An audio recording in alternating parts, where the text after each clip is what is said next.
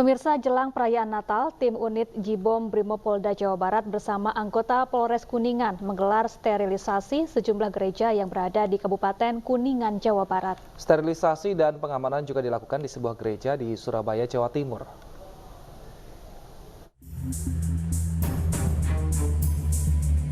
Jelang perayaan Natal, petugas dari unit penjinak bom Satbrimo Polda Jawa Barat bersama Polres Kuningan menggelar sterilisasi sejumlah gereja yang ada di Kuningan, Jawa Barat. Seperti di Gereja Pantai Kosta Indonesia dan Gereja Katolik Hati Kudus Yesus di Jalan Kepuh, Kuningan. Dengan menggunakan alat deteksi logam, personil unit Jibom dikerahkan untuk mengecek bagian dalam dan luar gereja. Melalui sterilisasi ini, polisi berupaya memastikan keamanan dan kenyamanan jemaat yang akan melaksanakan ibadah Natal. Setiap tempat ibadah ini di gereja ini bisa berjalan dengan lancar, aman, dan jika memang ada hal-hal yang sekiranya patut dibicarakan atau jadi atensi, maka dari tim Jibom sendiri bisa memberitahu seperti apa langkah-langkahnya. Pengamanan Natal juga digelar di gereja di kawasan Jalan Ketintang, Surabaya. Polisi mengecek kesiapan dan memastikan keamanan gereja. Pihak Polsek Gayungan melakukan pengamanan karena diprediksi jumlah jemaat gereja akan mencapai ratusan orang dari berbagai daerah di Surabaya hingga luar Jawa. Dengan sterilisasi dan pengamanan gereja tersebut diharapkan jemaat gereja bisa menjalankan ibadah dengan tenang dan nyaman. Dari Surabaya dan Kuningan, Rahmat Ilyasan, Miftahudin, iNews melaporkan. Pemirsa, kami ajak Anda untuk memantau seperti apa suasana persiapan misa Natal. Kita sudah terhubung dengan rekan Lika Apriliani di Gereja Katedral Jakarta Pusat dan juga Jeffrey Langi di Gereja Katedral Tersuci Maria di Manado, Sulawesi Utara. Kita ke Lika terlebih dahulu. Selamat siang, Lika. Seperti apa persiapan misa Natal hari ini di sana? Ya baik Wilson, Sapa dan juga pemirsa, untuk persiapan misa Natal yang berada di Katedral Jakarta Pusat, baik dari persiapan pengamanan maupun persiapan dari pihak gereja ini sendiri sudah mencapai 100%. Di kedua pihak ini mereka telah siap menjemput para jemaat untuk melakukan misa Natal yang rencananya akan dilakukan pada sore hari nanti. Terkait proses pengamanan, pihak dari kepolisian, TNI, Damkar, Satpol PP dan juga Brimob ini mengerahkan sebanyak 153 personil. Dan juga nantinya pada pukul 12 siang ini rencananya akan ada sterilisasi di area luar maupun dalam gereja yang dilakukan oleh Jibom Brimob ataupun penjinak bom Brimob. Tentunya ini akan menyusuri setiap sudut dari gereja untuk memastikan keamanan bagi para jemaat yang akan beribadah. Dan untuk mekanisme untuk misa pada sore hari nanti, pihak dari katedral ini mempunyai sebanyak 7 gerbang, namun khusus untuk misa ini hanya dibuka 1 gerbang masuk yang berada di gerbang nomor 2 dan 3 pintu keluar yang berada di gerbang nomor 3, 5 dan juga 6. Dan terkait pemeriksaan bagi para jemaat yang hadir tentunya akan dilakukan pemeriksaan secara ketat, yaitu pemeriksaan melalui metal detektor dan juga pemeriksaan barang-barang bawaan dari para jemaat. Dan bagi untuk jadwal dari misa ini sendiri dibagi menjadi 3 seksi, yaitu sesi pertama pada pukul 4:30 sore, sesi kedua pada pukul 7 malam, dan sesi terakhir pada pukul 9:30 malam. Dan untuk mengetahui bagaimana persiapan misa Natal di Manado, sudah tergabung dengan rekan kami Jeffrey Langit. Silakan Jeffrey dengan laporan Anda.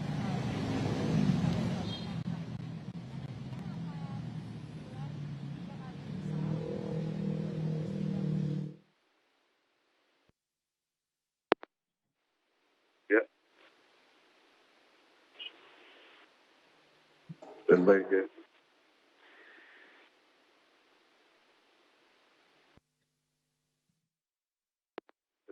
Saya satu pemirsa dapat saya informasikan persiapan misa atau ibadah malam Natal yang akan diikuti oleh ribuan umat Kristiani di Kota Manado atau Sulawesi Utara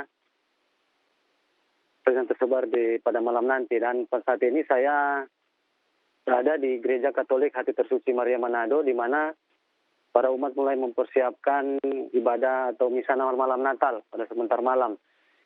Jadi persiapannya dimulai dari pembersihan ruangan gereja yang akan dijadikan tempat ibadah dan juga penataan kandang Natal dan juga berbagai hiasan-hiasan bunga-bunga yang disiapkan oleh para umat atau petugas-petugas ibadah.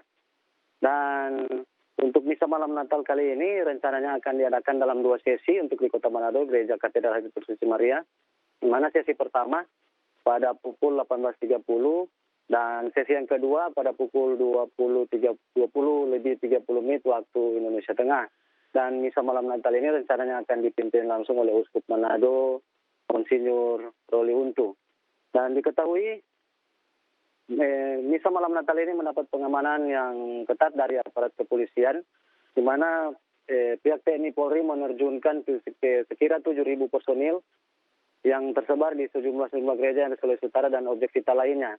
Dan diketahui juga untuk Kota Manado, rencana akan dilakukan sterilisasi gereja, rencana pada pukul 15 atau pukul 14 waktu setempat.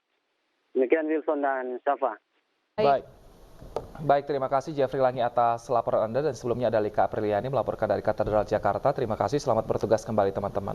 Ya, jelang Natal dan Tahun Baru, Komandan Komando Pelaksana Operasi Tinjau Wilayah Operasi di Intan Jaya, Papua, dan juga Kolak Ops memberikan bingkisan Natal untuk warga. Jelang Natal dan Tahun Baru, Komandan Komando Pelaksana Operasi menyambangi Satgas Gabungan TNI Polri di Intan Jaya, Papua. Kehadiran prajurit Tengkorak, Karawang, dan Satuan Polri ini berhasil menciptakan situasi kondusif dan meningkatkan kesejahteraan warga jelang perayaan Natal dan Tahun Baru. Kolakops meninjau posko prajurit di beberapa titik pos pengamanan. Selain itu, Kolakops juga memberikan bingkisan Natal untuk warga Papua.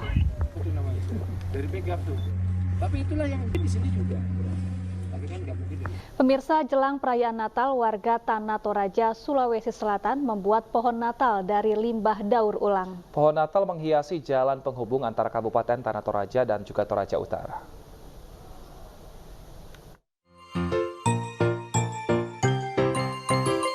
Sejumlah pohon Natal dari bahan daur ulang ini menghiasi jalan penghubung antar Kabupaten Tanah Toraja dan Toraja Utara, Provinsi Sulawesi Selatan. Dengan tinggi mulai dari 2 hingga 5 meter, pohon Natal dari tumpukan ratusan botol plastik dan sampah plastik ini menarik perhatian warga yang melintas. Ditambah dengan pernak-pernik ciri khas Toraja, menambah keunikan dan kemeriahan pohon Natal ini. Memanfaatkan limbah yang ada di sekitar lingkungan tempat tinggal untuk jadikan sebagai pohon Natal. Kemudian ini juga kita memanfaatkan bahan lokal yang ada di Toraja, misalnya dari bambu, dari alang-alang, kemudian dari jerami, dari ijuk, kemudian bahan-bahan lokal yang lainnya. Pemasangan pohon Natal di sepanjang jalan Poros Toraja tersebut dilakukan warga dalam rangka memeriahkan perayaan Natal dan gelaran acara Lovely Desember yang nantinya akan menampilkan sejumlah pagelaran kearifan lokal. Dari Tanah Toraja, Sulawesi Selatan, Jufri Tonapa, iNews melaporkan. Nah, kita akan langsung lihat seperti apa pohon Natal daur ulang dan juga apa saja tradisi masyarakat saat Natal di Tanah Toraja. Kita sudah terhubung dengan Jufri Tonapa. Selamat siang, Jufri. Bisa diceritakan seperti apa sih tradisi kalau menjelang Natal di sana? Selamat siang, Wilson dan Syafa, serta pemirsa. Dapat kami laporkan bahwa tradisi jelang Natal di Tanah Toraja sendiri itu berlangsung meriah. Ribuan pohon Natal menghiasi jalan poros baik yang ada di kabupaten kota maupun di jalan poros antar ke Makassar, yaitu jalan Trans Sulawesi. Pemirsa dapat kita lihat bahwa di belakang saya ini ada pohon Natal yang dibuat oleh ibu-ibu masyarakat Dasawisma Tudung yang ada di RT Katangka, Kelurahan Buntu Batakan, di Tambunan, Makale Utara ini. Ini bonekanya ini terbuat dari bahan bekas sama ember bekas. Sementara itu pohon-pohonnya ini dari bahan bekas yang digunting menyerupai daun cemara ya. Jadi seperti pohon Natal begitu. Nah, sementara ada juga bambu yang untuk jadi hiasan aksesoris Natalnya. Ada lampu juga ada. Nah, sementara itu kita juga bisa melihat kandang Palungan yang tempat lahirnya Yesus Kristus yang juru selamat ini terbuat dari jerami yang ada di sawah. Nah, ini tujuannya untuk mengedukasi masyarakat dalam pemanfaatan sampah bekas. Jadi masyarakat di sini bisa memilah dan memisahkan sampah organik dan anorganik. Begitu, Wilson. Iya, Jufri, berapa lama proses pembuatan pohon Natal dari bahan daur ulang ini? Ya, proses pembuatan Natal dari Dasawisma Melati Tundung ini sudah dari awal bulan November. Jadi para ibu-ibu di sini mereka mencari bahan bekas, bahan dan bahan lainnya mereka gunting untuk jadi pohon Natal. Baik. Begitu. Baik, terima kasih Jufri Tonapa atas laporan Anda. Kita harapkan semoga ini juga bisa menjadi inspirasi bagi wilayah lain sehingga tidak menambah sampah. Kita ke informasi lainnya pemirsa, di mana perayaan Natal ini membawa berkah bagi penjual pohon cemara dan juga bonsai di Jalan Sersan Bajuri Cihideng, Kabupaten Bandung Barat. Ya, petani kebanjiran pesanan pohon cemara sehingga meraup keuntungan puluhan juta rupiah.